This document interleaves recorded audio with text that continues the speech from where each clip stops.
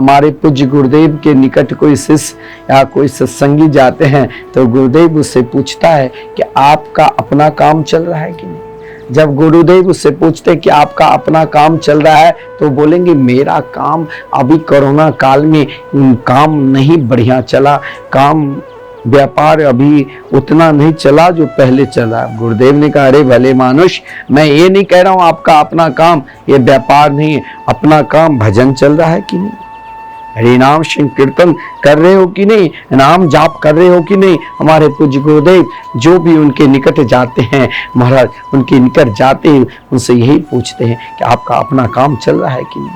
अज्ञानी नहीं समझ पाते हैं, जो सत्संगी वो जान जाते हैं अपना काम ही है तो हरि नाम संकीर्तन। मैं भी आपको यही कह रहा हूँ कि आप अपना काम करो, श्रीधाम वृंदावन में कराओ एक दिन का संकीर्तन और पाओ अपने पितरों की मुक्ति का साधन।